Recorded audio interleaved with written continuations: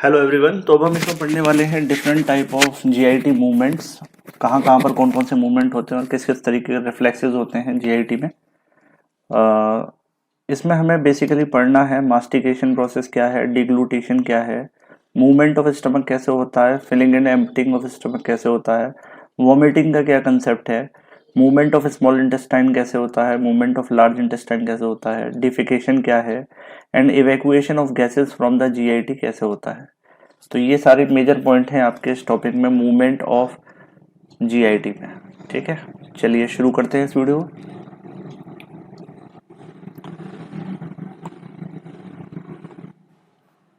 देखिए, सबसे पहला टॉपिक है हमारा मास्टिकेशन।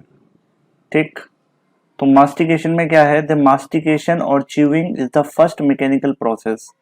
मैकेनिकल प्रोसेस है क्योंकि इसे हम दांतों से काटते हैं खाने को। ठीक है, in the GIT by which the food substance are torn और cut into small pieces and crushed और ग्राउंडेड इनटू सॉफ्ट बोलस।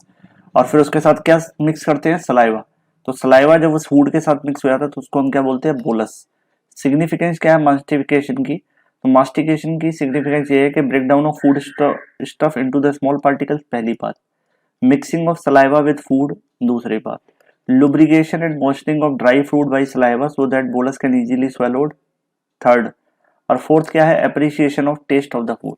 तो हम मास्टिकेशन की प्रोसेस के दौरान ये चारों काम करते हैं। ठीक है, ब्रेक डाउन करते हैं उसको, उसके साथ सलाइवा मिक्स करते हैं, सलाइवा मिक्स होने से उसका लुब्रिकेशन हो जाता है, वो आसानी से ईसोफेगस से पास हो सकता है और आगे इंटेस्टाइन में पास हो सकता है। ठीक है, और हमें खाने का टेस्ट पता चलता है। Muscles and the movement of mastication. तो मास्टिकेशन में कौन कौन सी मसल यूज होती है, तो इसमें यहाँ पे चार मसल यूज होती है, masseter muscle, temporal muscle, pterygoid muscle, pterygoid है ना, और बकीनेटर। तो ये चार मसल्स हैं, masseter, temporal, pterygoid and buccinator. And movement of mastication, movement कौन सा होता है मास्टिकेशन में, opening and closure of mouth, मुंह को बार बार खोलते हैं बंद करते हैं। Rotational movement of jaw, jaw का रोटेशन होता है। प्रोट्रैक्शन एंड रिट्रैक्शन, जिसमें लोअर जो आगे पीछे की तरफ मूवमेंट करता है उसको प्रोट्रैक्शन एंड रिट्रैक्शन करते हैं, उसको रिट्रैक्शन कहते हैं, प्रोट्रैक्शन एंड रिट्रैक्शन। ठीक है, आगे पीछे करना जबड़े को, उसको कहते हैं। Next is control of mastication. The action of mastication is mostly a reflex process, it is carried out voluntarily also.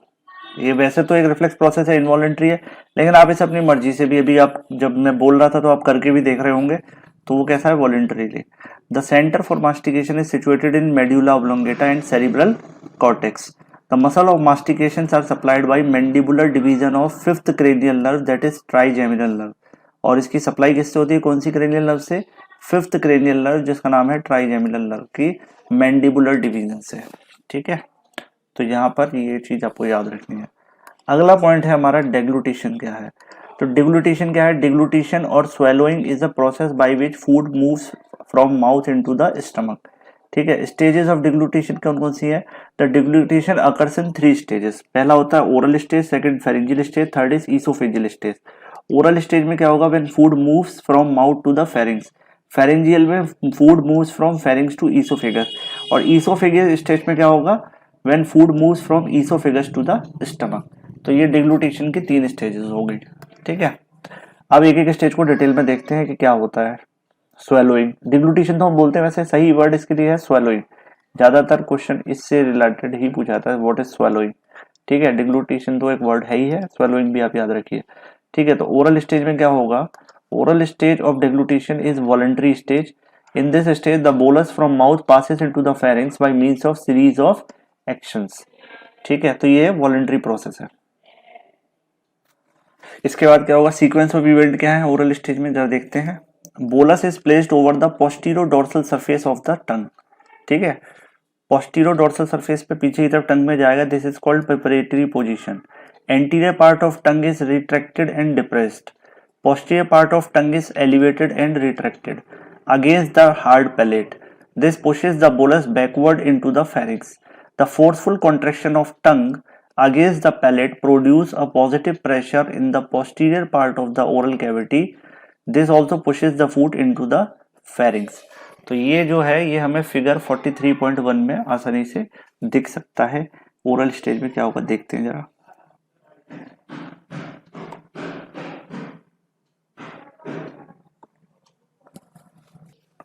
तो नेक्स्ट क्या होगा अपना फेरेंजियल स्टेज और सेकंड स्टेज, ठीक है। तो pharyngeal stage is a involuntary stage. तो जो वो ओरल वाली स्टेज कैसी थी, वो वॉलेंट्री थी, खाने को हम अंदर तक ले जाए ना ले जाए हमारी मर्जी पर डिपेंड करता है, लेकिन फेरेंजियल हमारी मर्जी पर नहीं है। It is a involuntary stage. In this stage bolus is pushed from the pharynx into the oesophagus. Pharynx is a common passage for food and air. It is divided into larynx and esophagus. Larynx lies entirely continue to the respiratory passage, while esophagus lies behind the larynx and continues as GI tract. Since pharynx communicate with the mouth, nose, larynx and esophagus during the stage of deglutition, bolus from the pharynx can enter into the four parts. यहाँ पर ये 4 जगह जा सकता है। Back into the mouth, mouth में वापस लौट सकता है। अपवर्ड नेसोफेरिंक्स की तरफ जा सकता है। लैरिंग्स में जा सकता है, अगर हम खाते खाते बात करते हैं तो कई बार लैरिंग्स खुला रह जाता है तो लैरिंग्स में चला जाता है। और downward into the oesophagus. However, due to various coordinated movement, bolus is made to enter only into the esophagus. The entrance of bolus through the other parts are prevented as follows. अब इसको जाने से कौन कौन बचाता है? वैसे जा तो सकता है, पॉसिबल है, पॉसिबिलिटी है, लेकिन जाने से रोकता कौन कौन है? जैसे back in to the mouth, mouth में खाने को वापस रिटर्न करने को कौन रोकता है? The return of bolus back into the mouth is prevented bye position of tongue against the soft plate, that is roof of the mouth से टंग टच हो रही होती है तो वहां से ब्लॉक हो जाता है। High intra oral pressure developed by the movement of tongue, और यहाँ पर मूवमेंट ऑफ टंग की वजह से जो प्रेशर जनरेट हो रहा है वो उसको पीछे की तरफ धकेलता है, ठीक है। नेसोफेरिंक्स में क्यों नहीं जाएगा? अपवर्ड इनटू नेसोफेरिंक्स में क्यों नहीं जाएगा? Movement of bolus into the nasopharynx from pharynx is prevented by elevation of soft palate along with its extension called uvula. तो ओविला उसको ब्लॉक कर देता है, आपको पता है, ठीक है ना। Third, forward into larynx. Movement of bolus into larynx is prevented by following action. पहला क्या? Approximation of vocal cord, vocal cord बंद हो जाती है, हम खाना खाते समय बात नहीं कर रहे होते। Forward and upward movement of larynx, ठीक है। Backward movement of epiglottis to seal the opening of larynx और ग्लोटिस। तो यहाँ पर क्या है? एपिग्लोटिस क्या है? एपिग्लोटिस तो अपनी जगह पर रहता है, उससे टच होने के लिए हमारा जो लैरिंग्स है वो ऊपर की तरफ आ जाता है और आगे की तरफ आ जाता है और उससे एपिग्लोटिस उसको कवर कर लेता है। तो इस तरीके से आप खाने को प्रिवेंट कर सकते हैं। कहाँ जाएगा? ईसोफेगस में।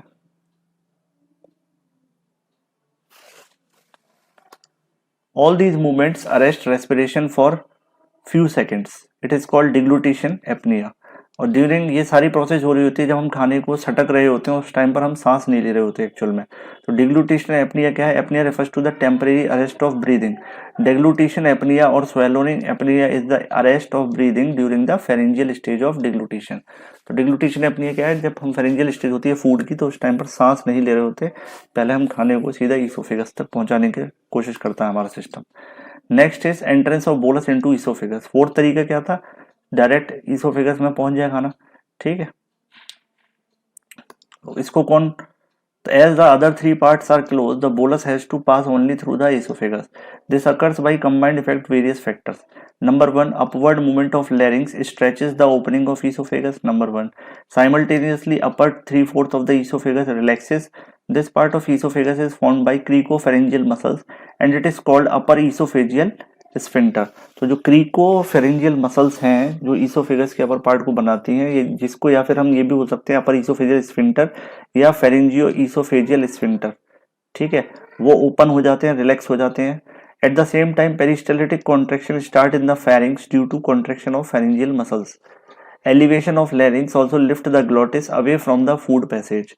All the factors mentioned above act together so that bolus moves easily into the esophagus. The whole process takes place within 1 to 2 seconds and this process is purely involuntary. तो याद रखिए pharyngeal stage completely, second stage जो है वो completely कैसी है? Involuntary है।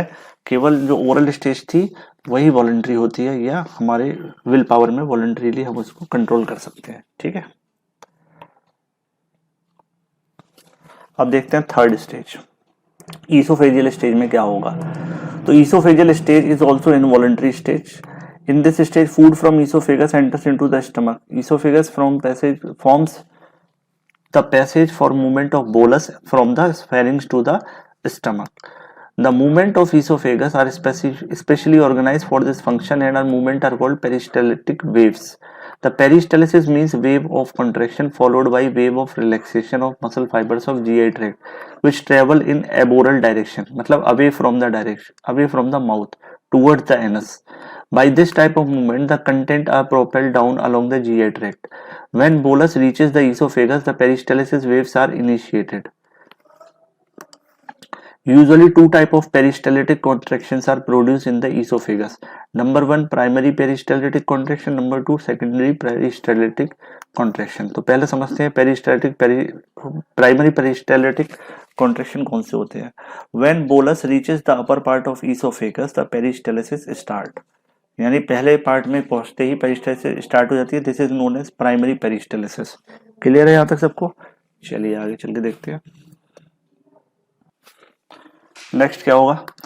After origin the peristaltic contraction pass down through the rest of the oesophagus propelling the bolus towards the stomach. The pressure developed during the primary peristaltic contraction is important to propel the bolus. Initially the pressure become negative in the upper part of the esophagus. This is due to the stretching of closed esophagus by elevation of larynx. But immediately the pressure become positive and increase up to 10 to 15 centimeter of H2O. तो initially negative pressure होता है, then फिर convert हो जाता है positive में. इसके बाद आता है secondary peristaltic contraction.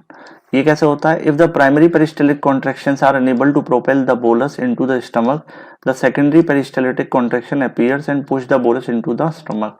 The secondary peristaltic contractions are induced by the distension of upper oesophagus of the bolus. After origin, this contraction passed down like a primary contraction, producing a positive pressure. तो पहले तो कोशिश यही होती है कि primary peristaltic contraction से ही food चला जाए, लेकिन कई बार हम बहुत ज़्यादा चबा चबा के खाना नहीं खाते, तो जो पीसेस होते हैं फूड के वो ज़्यादा बड़े बड़े होते हैं, तो उसके लिए सेकेंडरी पेरिस्टालिटिक कॉन्ट्रैक्शन को अपना रोल दिखाना पड़ता है. ठीक है. इसके बाद role of lower oesophageal sphincter है ना. Distal to 2 to 5 centimeter esophagus act like a sphincter and it is called lower esophageal sphincter. It is always constricted. When bolus enters into the part of esophagus, this sphincter relaxes so that the content enters into the stomach. After the entry of bolus into the stomach, the sphincter constricts and closes the lower end of esophagus again. The relaxation and constriction of sphincter occurs in the sequence with the arrival of peristaltic contractions of esophagus. तो ये बंद हो जाता है जैसे इसके पास secondary peristalsis दोबारा से पहुंचता है, अराइवल होता है ना, पेरिस्टालिसिस कॉन्ट्रैक्शन, तो ये फिर से ओपन होता है और फिर से बंद हो जाता है. ठीक है. तो नेक्स्ट इज डिग्लूटेशन रिफ्लेक्स है ना. डिग्लूटेशन रिफ्लेक्स कैसे होता है? Though the beginning of swallowing is voluntary act, later it become involuntary. ये सबसे इंपॉर्टेंट बात है. इनिशियली स्वेलोइंग कैसा है? वॉलंटरी, लेकिन बाद में कैसा होता है? Involuntary. Is carried out by reflex action called deglutition reflex. It occurs during the pharyngeal और ईसोफेजियल स्टेज. कब होगा ये? फेरेंजियल और ईसोफेजियल स्टेज पर. स्टिमुलस क्या रहेगा इसके लिए, रिफ्लेक्स के लिए? When bolus enters the oropharyngeal region, the receptor present in the region are stimulated. तो oropharyngeal region पर स्टिमुलस मिलेगा. फिर यहाँ से afferent fiber जाएंगे from oropharyngeal receptors pass via glossopharyngeal nerve fiber to the deglutition centre. तो glossopharyngeal nerve के through afferent fibre कहाँ पहुंचेंगे? आपके सेंटर पे. और सेंटर कहाँ होता है इसका? डिग्लूटेशन सेंटर होता है आपका फोर्थ वेंट्रिकल, मेडुला ऑब्लोंगेटा के अंदर, floor of fourth ventricle in the medulla oblongata. ठीक है. वहां से फिर इफरेंट फाइबर्स आएंगे. Deglutition centre travels through the glossopharyngeal and vagus nerve, parasympathetic motor fibers and reach the soft plate pharynx and esophagus.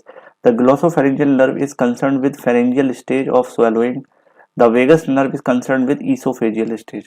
तो दोनों स्टेजेस के लिए इफरेंट फाइबर कहाँ से आएंगे? फिर दो नर्व से आएंगे. यानी जाने वाले तो एक ही नर्व से जाएंगे. कौन सी नर्व से? ग्लोसोफेरेंजियल से.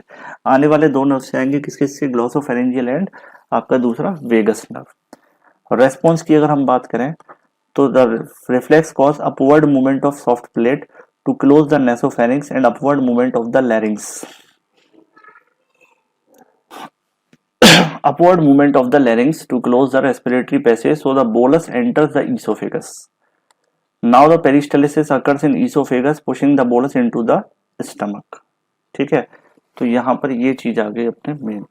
अब इसकी अप्लाइड फिजियोलॉजी देखते हैं कि यहाँ पर क्या क्या दिक्कत आ सकती है डिग्लूटेशन स्टेज में. एक कंडीशन होती है डिस्फेजिया और एक कंडीशन होती है ईसोफेजियल एक्लेशिया या एक्लेशिया कार्डिया. और तीसरा जो डिसीज होता है यहाँ पर उसको बोलते हैं जर्ड. ठीक है.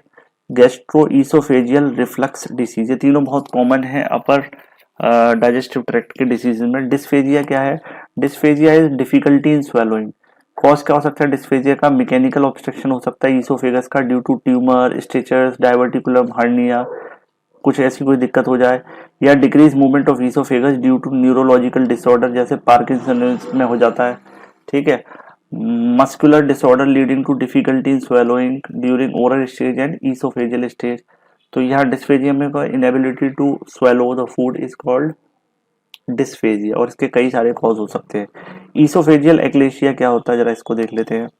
ईसोफेजियल एक्लेशिया और achalasia cardia is a neuromuscular disease. ये कैसा डिसीज है बेटा? ये न्यूरोमस्कुलर डिसीज है, characterised by accumulation of food substance in the oesophagus preventing normal swallowing. It is due to the failure of lower esophageal या cardiac sphincter to relax during swallowing. The accumulated food substance causes dilation of esophagus. The features of esophageal eclasia is dysphagia, chest pain, weight loss and coughing. तो कई बार हम सोचते हैं कि किसी को respiratory disorder है, लेकिन होता उसको क्या है, ये प्रॉब्लम किस में होती है उसकी? बेसिकली स्वेलोइंग वाली प्रोसेस में, यानी चेस्ट पेन हो रहा है, वेट लॉस हो रहा है, कफ हो रहा है, तो हम सोचने लगते हैं कि कुछ रेस्पिरेटरी से रिलेटेड दिक्कत है। तो कई बार ये इसकी वजह से भी प्रॉब्लम हो सकती है, जिसको हम डायग्नोज करने में दिक्कत कर जाते हैं कई बार। ठीक है, next is gastroesophageal reflux disease, that is GERD. GERD or GERD is a disorder characterized by regurgitation of acidic gastric content through esophagus.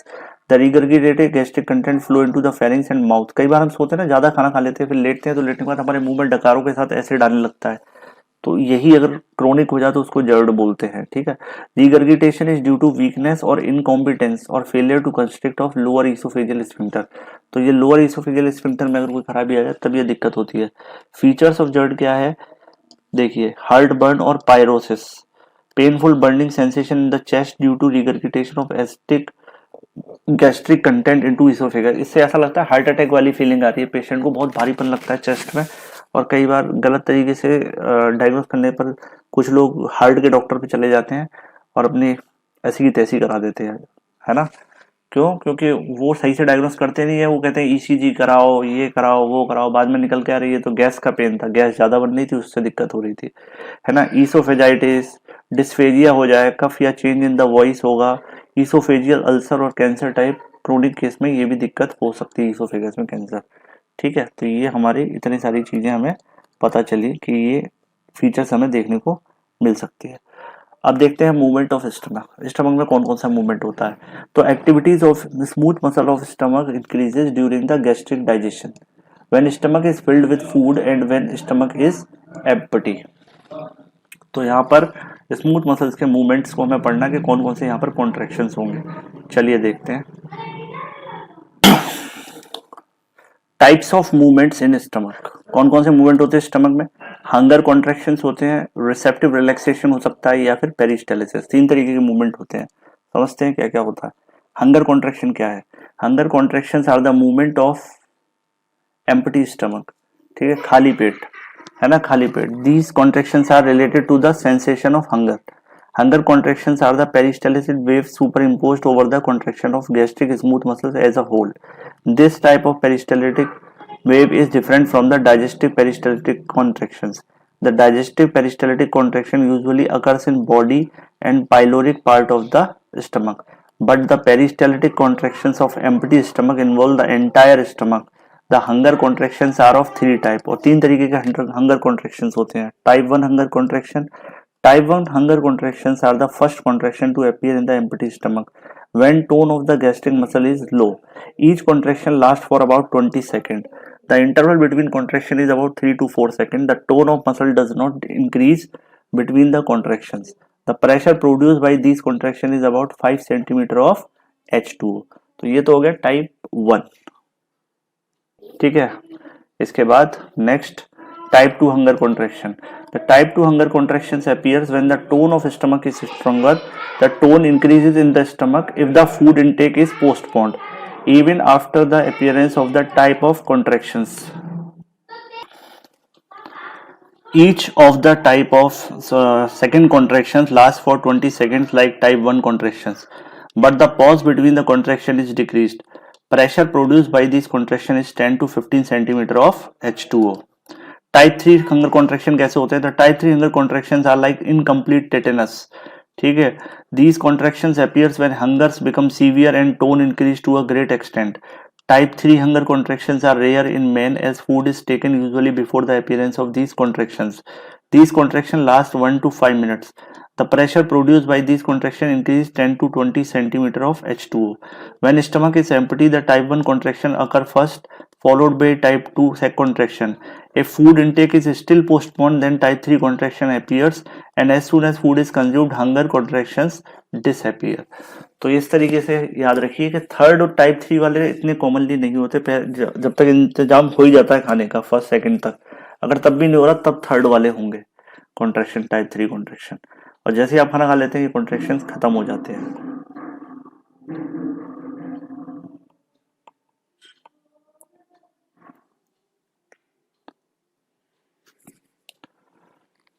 Next is दूसरा टाइप का मूवमेंट कौन सा था? Receptive relaxation. रिसेप्टिव रिलैक्सेशन क्या है? The receptive relaxation is the relaxation of upper portion of the stomach when bolus enters into the stomach from oesophagus. It involve fundus and upper part of the body of stomach. Its significance is to accommodate the food easily without much increase in pressure inside the stomach. The process is called accommodation of stomach. तो receptive relaxation का मतलब क्या है? Accommodation of stomach to for the incoming bolus. ठीक है. Next is peristalsis. When food enters into the stomach, the peristalsis contractions of peristaltic wave appears within frequency of 3 per minute. It starts from lower part of body of stomach and passes through the pylorus till the pyloric sphincter. Initially, the contraction appears as a slight indentation on greater and lesser curvature and travel towards the pylorus. The contraction becomes deeper while traveling. Finally, it ends with constriction of pyloric sphincter. Some of the wave disappear before reaching the sphincter. Each peristaltic wave takes about 1 minute to travel from point of origin to the point of ending. This type of peristaltic contraction is called digestive peristalsis because it is responsible for grinding of food particle and mixing them with gastric juice for the digestive activity. तो peristalsis basically digestion से related है, ये याद रखिएगा. Hunger contraction hunger से related है, जो peristalsis जो है वो बेसिकली जो फूड आ चुका है स्टमक पे उसको मिक्स करने से रिलेटेड है और उसको आगे भेजने से उसका मतलब रहता है, मतलब ड्यूडेनम वाले पार्ट में उसको ट्रांसफर करने के लिए.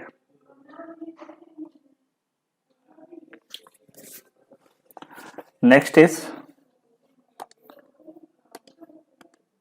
Filling and emptying of stomach. ये प्रोसीजर कैसे होता है पहले देखते हैं. फिलिंग कैसे होता है फिर देखेंगे एम्पटिंग कैसे होती है स्टमक की. तो फिलिंग में क्या है? While taking food it arrange it self in stomach in different layers. है ना, जो खाना हम खाते हैं वो डिफरेंट लेयर में अरेंज होता चला जाता है. The first eaten food is placed against the greater curvature in the fundus and body of the stomach. The successive layer of food particles lies nearer and lesser curvature until the last portion of the food eaten lies near the upper end of lesser curvature adjacent to the cardiac sphincter. The liquid remains near the lesser curvature and flow towards the pyloric end of stomach along the V-shaped groove. This groove is formed by the smooth muscle and this groove is called Maginstrous. इसको क्या बोलते हैं? Maginstrous. But if a large quantity of fluid is taken, it flows around the entire food mass and is distributed all over the interior part of stomach between the wall of stomach and food mass. ठीक है. ज़्यादा अगर आप पानी P रहे हैं तो फिर वो पूरे में मिक्स हो जाएगा. अगर इनिशियली कम पानी पी रहे हैं तो वो एक साइड से जाके सेटल हो जाएगा और फूड एक साइड से सेटल हो जाएगा. तो ये तो फिलिंग का तरीका है स्टमक का. अब एम्पटी कैसे होता है? Gastric emptying is the process by which chyme from the stomach is emptied into intestine. अब ये जो एसिडिक फूड बन गया, मतलब पहले तो बोलस था, अब इसके साथ जब HCl मिल गया, इसके जो नेचर है वो एसिडिक हो गई. अब इसको हम क्या बोल रहे हैं? काइम. स्टमक, तो अब ये काइम जो है वो स्टमक से कहाँ जाएगा? इंटेस्टाइन में. Food that is swallowed enters the stomach and remain there for about 3 hours. During this period, the digestion takes place and partly digested food in the stomach become the chyme. तो 3 घंटे तक करीब food यहाँ stomach में store रहेगा, तब वो आगे बढ़ेगा. ठीक है. अब देखते हैं काइम के बारे में जानने की कोशिश करते हैं। What is chyme? तो chyme is a semi solid mass of partially digested food that is formed in the stomach. It is acidic in nature. सबसे ज्यादा इंपॉर्टेंट बात यह है इसकी नेचर कैसी है, acidic. Acid chyme is emptied from stomach into the intestine slowly with the help of peristaltic contraction. It takes about 3 to 4 hours for emptying the chyme from the stomach. This slow emptying is necessary to facilitate the final digestion of maximum about 80% absorption of digested food material from the intestine. Gastric emptying occurs due to peristaltic waves in the body and pyloric part of the stomach. It is simultaneous relaxation of pyloric sphincter. The gastric emptying is influenced by various factors of the gastric content and the food. तो ये empty जो process वो धीरे धीरे होनी चाहिए, क्योंकि अगर एक साथ होगी तो उतना टाइम उसको इंटेस्टाइन को एब्जॉर्ब करने में लगेगा। तो इसलिए धीरे धीरे कंटेंट जाएगा तो उतने टाइम में वो इंटेस्टाइन उसमें से एब्जॉर्ब कर सकती है न्यूट्रिएंट को। अदरवाइज एक साथ अगर उसमें से रिलीज हो गया तो इंटेस्टाइन के टाइम तो इतना रुकेगा ही नहीं है, ठीक है। तो इंटेस्टाइन उसमें से ज्यादा मटेरियल को एब्जॉर्ब नहीं कर पाएगी, ठीक है। The factor affecting gastric emptying. Number 1, volume of gastric content. For any type of meal, gastric emptying is directly proportional to the volume. If the content of the stomach is more, large amount is emptied into the intestine rapidly. इसका मतलब ये है कि अगर आप बहुत ज़्यादा खाना खा रहे हैं तो बहुत जल्दी वो ज़्यादा आपको डाइजेस्ट नहीं होगा। इसीलिए हम कहते हैं हमें छोटे छोटे मील्स लेने चाहिए। अगर हमें अपना वेट लॉस करना है, छोटे छोटे 2-2 घंटे बाद के मील्स लेने चाहिए, जिससे हमारा मेटाबॉलिज्म और इसको टाइम मिल जाता है खाने को डाइजेस्ट होने के लिए, ठीक है। Consistency of gastric content. Emptying of stomach depends upon consistency or degree of density of the content. Liquid particulate in the inert liquids like water leave the stomach rapidly. Solid leaves the stomach only after being converted into fluid or semi-fluid. The undigested solid particles are not easily emptied. वो पेट में ही रखे रहते हैं undigested, और उसकी वजह से हमको क्या होती है, डकारें आती हैं, एसिडिटी ज़्यादा बनती है। इसीलिए बहुत चबा चबा के खाना खाना चाहिए। और किस फैक्टर पर डिपेंड करता है ये सब? देखिए, केमिकल कॉम्पोजिशन, यानी खाने का कॉम्पोजिशन क्या है। The chemical composition of food also play an important role in emptying the stomach. Carbohydrates are emptied faster than protein. Proteins are emptied faster than fat. Thus the fats are emptied very slowly. तो जो fat हम खाते हैं वो सबसे last में digest हो पाता है। The pH of gastric content. The gastric emptying is directly proportional to the pH of the chyme, ठीक है। जितनी जैसी काइम ज़्यादा, मतलब पीएच ज़्यादा रहेगी तो एम्प्टिंग देर में होगी, और एम्प्टिंग देर काइम कम है तो एम्प्टिंग जल्दी। इस तरीके से डायरेक्टली प्रोपोर्शनल होता है वो। और smaller concentration of gastric content, ठीक है। Gastric content which is isotonic to blood leaves the stomach rapidly than the hypotonic और हाइपरटोनिक कंटेंट। तो अगर ऑस्मोलरिटी चेक करी जाए फूड की जो हमने खाया है, तो अगर वो आइसोटोनिक है ब्लड के तो बहुत आसानी से स्टमक से रैपिडली निकल जाएगी। अगर हाइपोटोनिक है, हाइपरटोनिक है, तो उसको टाइम लगेगा, ठीक है। Next is regulation of gastric emptying. कैसे रेगुलेट होता है गैस्ट्रिक एम्प्टिंग? तो gastric emptying is regulated by nervous and hormonal factor. तो इसके एम्प्टिंग है, इसको हम किससे कंट्रोल करते हैं? नर्वस और हार्मोनल फैक्टर से इसको कंट्रोल किया जाता है।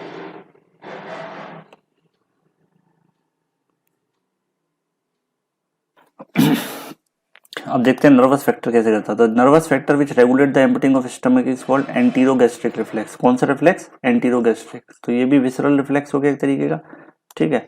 एंटीरोगैस्ट्रिक रिफ्लेक्स क्या है, पहले ये देखते हैं। The enterogastric reflex is the reflex that inhibit gastric empty. क्या करता है? इनहिबिट करता है, स्टिमुलेट नहीं करता। ये रिफ्लेक्स इनहिबिट करता है। It elicited by presence of chyme in the duodenum which prevent further emptying of the stomach.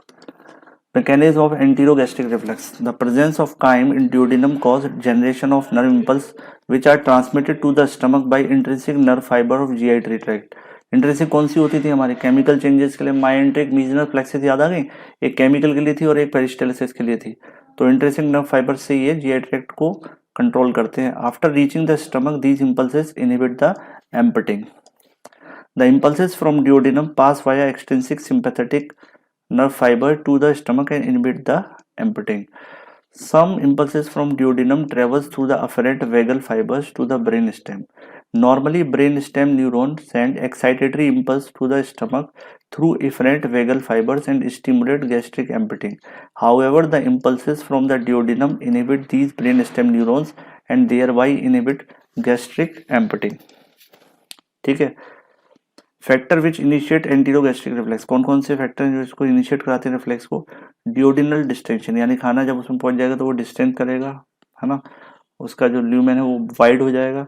Irritation of duodenal mucosa, acidity of chyme, osmolarity of chyme and break down product of protein and fat, ये सारे के सारे मिलकर क्या करेंगे? Initiate करवाएंगे enterogastric reflex को।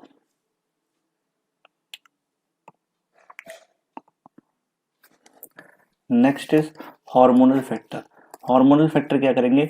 When an acid chyme enters into the duodenal mucosa release some hormones, है ना, जब एसिडिक काइम एंटर करता है ड्यूडिनम तो वहां से क्या निकलते हैं? लोकलाइज हार्मोन निकलते हैं which enters into the stomach through blood and inhibit the motility of stomach.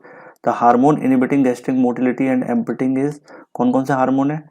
VIP, GIP, secretin, cholecystokinin, somatostatin and polypeptide Y Y, है ना, पॉलीपेप्टाइड नहीं, पेप्टाइड वाई वाई। तो ये 6 हार्मोन्स है, ये 6 हार्मोन्स भी इनिबिट करते हैं गैस्ट्रिक मोटिलिटी और एम्पटिंग को, ठीक है। इसके बाद इसकी अप्लाइड पार्ट देख लेते हैं, अप्लाइड फिजियोलॉजी गैस्ट्रिक एम्पटिंग की। एबनॉर्मल गैस्ट्रिक एम्पटिंग से क्या क्या दिक्कत हो सकती है? पहला होता है gastric dumping syndrome. Gastric dumping syndrome क्या है भाई? देखते हैं। तो गैस्ट्रिक डंपिंग सिंड्रोम और rapid gastric emptying is a condition characterised by series of upper abdominal symptoms. It is due to the rapid or quick dumping of undigested food from stomach into the jejunum. खाना बहुत जल्दी stomach से jejunum में अगर dump कर दिया जाए तो इस कंडीशन में ये डिसीज डेवलप होता है। It occurs in the patient following partial gastrectomy यानी रिमूवल ऑफ स्टमक, गैस्ट्रोएंटेरोस्टोमी यानी गैस्ट्रिक बाईपास सर्जरी हो जाए, या रैपिड गैस्ट्रिक एम्पटिंग में begin immediately after taking meals, early dumping और about few hours after taking meals, that is late dumping. तो ये सब क्या है? ये इससे रिलेटेड क्या है? ये सारे के सारे इससे रिलेटेड सिम्टम्स हैं, ठीक है। कॉज क्या होता है? मेनली गैस्ट्रिक सर्जरी, जब आप स्टमक का साइज छोटा कर दें, गैस्ट्रोन का साइज छोटा कर दें। एक होता है जॉलिंजर एलिसन सिंड्रोम, ये एक रेयर डिसऑर्डर है due to severe peptic ulcer and gastrin secreting tumour in the pancreas. अगर ये सिंड्रोम हो तब भी ये वाली प्रॉब्लम आ सकती है, quick dumping of undigested food, यानी बहुत जो पूरी तरीके से अभी डाइजेस्ट नहीं हुआ वो सीधा का सीधा खाना कहाँ जाएगा? जेजुनम में आ जाएगा, क्योंकि ड्यूडिनम में ज्यादा रुक नहीं पाएगा। ड्यूडिनम तो स्मॉल पार्ट है, सी शेप्ड, तो मेनली तो जेजुनम है ना, तो वहां आ जाएगा। सिम्टम्स ऑफ अर्ली डंपिंग के क्या है? Nausea, vomiting, bloating. ब्लोटिंग मतलब increase in abdominal volume with feeling of abdominal fullness and tightness, पेट टाइट रहता है। डायरिया की प्रॉब्लम हो सकती है। Sweating and weakness, fatigue and dizziness, fainting and palpitation. Palpitation क्या है? सेंसेशन ऑफ हार्ट बीट, हमें अपनी ही धड़कनें सुनाई देने लगती हैं, उसको कहते हैं पाल्पिटेशंस। सिम्टम्स की अगर हम बात करें तो सिम्टम्स ऑफ लेट डंपिंग के सिम्टम्स क्या है? Hypoglycaemia, sweating and weakness and dizziness, ये 3 प्रॉब्लम हो सकती हैं, ठीक है। हाइपोग्लाइसीमिया, स्वेटिंग, वीकनेस और डिजीनेस, ये लेट डंपिंग की प्रॉब्लम हो सकती है।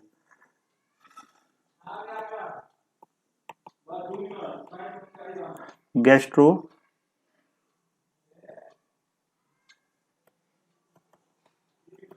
Next is gastroparesis. गैस्ट्रोपैरासिस क्या है भाई? The gastroparesis is a chronic disorder characterised by delayed gastric emptying. वहां पर तो एम्पटिंग जल्दी हो रही है गैस्ट्रिक डंपिंग सिंड्रोम में, यहाँ पर क्या हो रहा है? डिले हो रहा है, पेट जल्दी खाली ही नहीं हो रहा, ठीक है। Delayed gastric emptying it is usually occurs as a secondary disorder precipitated by primary cause. तो कॉज क्या है इसके? Diabetes mellitus, post surgical complication, motility कोई डिसऑर्डर हो जाए यानी मूवमेंट डिसऑर्डर हो जाए जीआईटी में, गैस्ट्रिक इन्फेक्शन हो जाए, मेटाबॉलिक या एंडोक्राइन डिसऑर्डर हो जाए, या डिक्रीज इन माइंट्रिक गैंग्लिया, है ना, माइंट्रिक गैंग्लिया काम करना कम कर दें, उनके काउंट कम हो जाए, तो सेंसेशन ना पहुंचे। सिम्टम्स की अगर हम बात करें तो अर्ली सेटाइटी मतलब feeling full with small quantity of, थोड़ा सा खाना खाया और पेट भर गया। नोजिया, वॉमिटिंग, ब्लोटिंग यानी पेट फूलना यहाँ भी रहेगा। अपर एब्डोमिनल डिस्कम्फर्ट, तो ये सारे सिम्टम्स यहाँ देखने को मिलेंगे, ठीक है।